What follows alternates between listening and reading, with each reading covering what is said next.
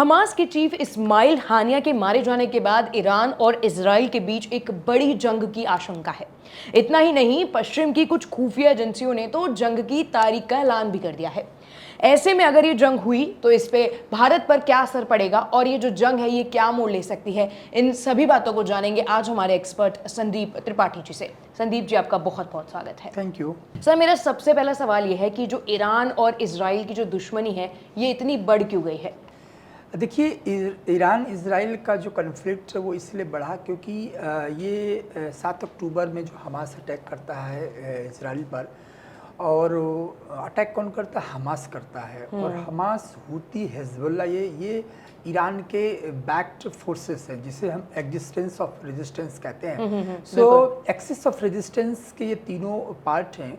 और जब Hamas attack करता तो ये माना गया है कि इसको सपोर्ट ईरान करता। जब ईरान सपोर्ट करता तो बहुत ही स्वाभाविक है कि फिर इजराइल उससे लड़ेगा जो उसको फ्यूल कर रहा है, जो उनको सप्लाई दे रहा है, आर्म्स की सप्लाई कर रहा है, फाइनेंशियली उसको बैकअप दे रहा है। तो मुझे लगता है कि एक सबसे बड़ा इमीडिएट रीजन था हॉस्टाइलिटी का। और दूसरा रीज़न ये था कि इसके पिछले भी 2-3 सालों से हम देख रहे हैं कि कंटिन्यूस ईरान के कमांडर को सीरिया के सीरिया के कंसुलेट में, जहाँ इनका कंसुलेट था ईरान का, वहाँ पर मारा गया सुलेमानी को। और इसके बाद तरह तरह का जो आइसोलेशन वहाँ से वेस्ट से लगता रहा, इसमें इजराइल का साथ रहा जी। तो ईरान परेशान था कुल मिलाकर के इजराइल से, और इजराइल परेशान था ईरान के प्रॉक्सीज से जो लेबनान से, और जो हिजबुल्लाह है लेबनान में, और हूती का हमने देखा ही कि हूती किस तरीके से इजराइल को परेशान करा। तो कह सकते हैं कि डायरेक्ट कन्फ्रंटेशन के मोड में आ गए हैं दोनों। बिल्कुल। अभी सर आपने कहा कि युद्ध हो सकता है, तो इसका अगर ये युद्ध होगा तो भारत पर क्या असर पड़ेगा? ये बहुत बड़ा सवाल है। भारत पर असर क्या पड़ेगा वो इसलिए भी इम्पोर्टेंट है क्योंकि जब युद्ध की बात करते हैं कि युद्ध दुनिया में हो रहा है तो भारत पर असर क्या होगा। बिल्कुल, मैं तो ये कहता हूँ कि जब युद्ध दुनिया में होता है कि तो दुनिया के हर कोने के हर व्यक्ति पर क्या प्रभाव पड़ेगा।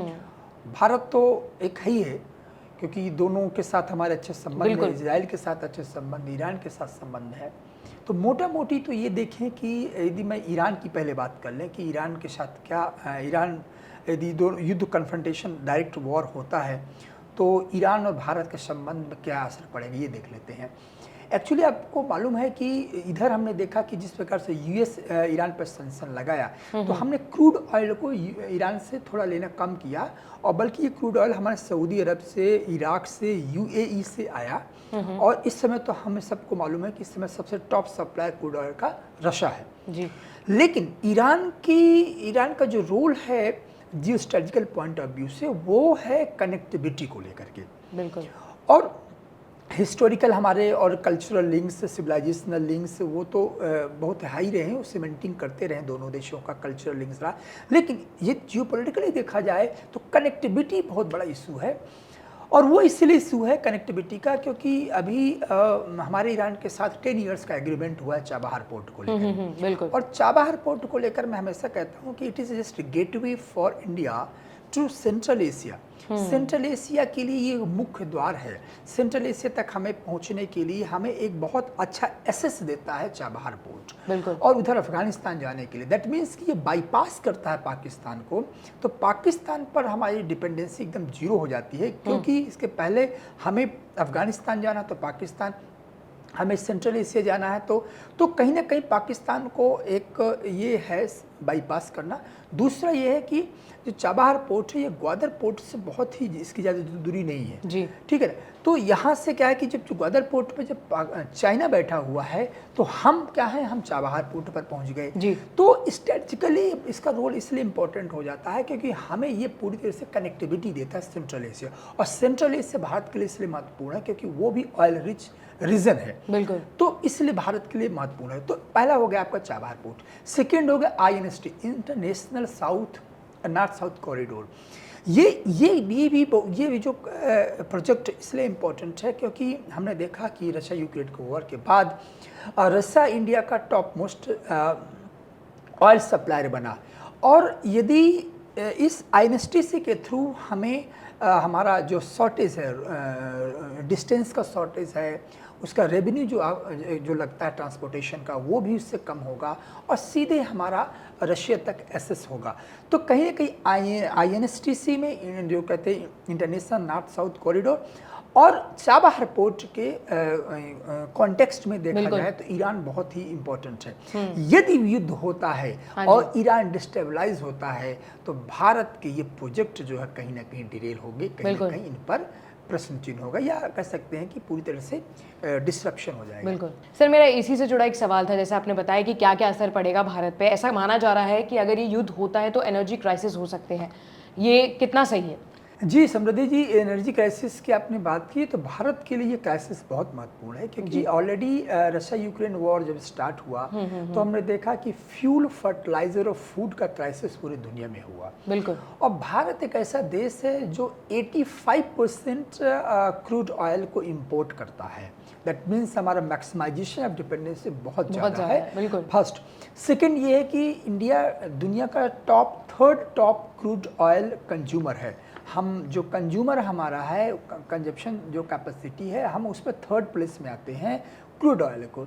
तो जब और आपको मालूम है कि एनर्जी से पूरी इकोनॉमी चलती है। बिल्कुल। तो हमारी डिपेंडेंसी 85% है, हम थर्ड लार्जेस्ट प्लेयर हैं कंज्यूमर के इन टर्म्स ऑफ कंज्यूमर।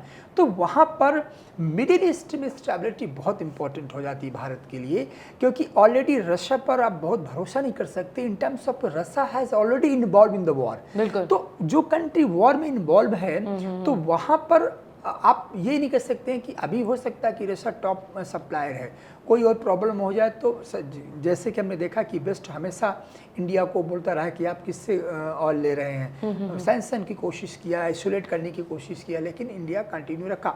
लेकिन यदि वेस्ट एशिया, मिडिल ईस्ट में भी इस तरह का यदि प्रॉब्लम वॉर स्टार्ट हो जाता है तो भारत फिर कहाँ जाएगा? जो अभी मैंने बताया कि इराक और UAE, सऊदी अरेबिया, आप समझिए कि ईरान के साथ इराक है, ईरान के साथ सीरिया, ईरान के साथ लेबनान है, तो इस तरीके से टर्की भी ईरान के साथ है।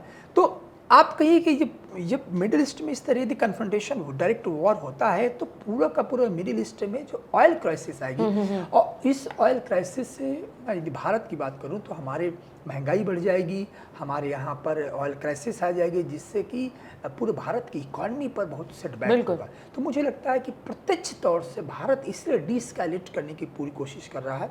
भारत नहीं चाहता है कि मिडिल ईस्ट में इस तरह का टेंशन जो है वॉर का स्वरूप ले।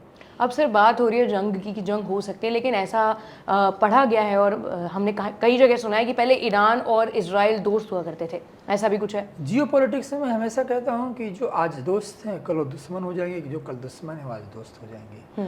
तो ईरान, सऊदी अरबिया, बता दें कि इन दोनों का अपना एक हेजमनी को लेकर के कन्फ्लिक्ट चलता रहता है कि मैं सुप्रीम, सऊदी अरबिया कहता मैं सुप्रीम, ईरान कहता मैं सुप्रीम, उधर टर्की कहता मैं सुप्रीम।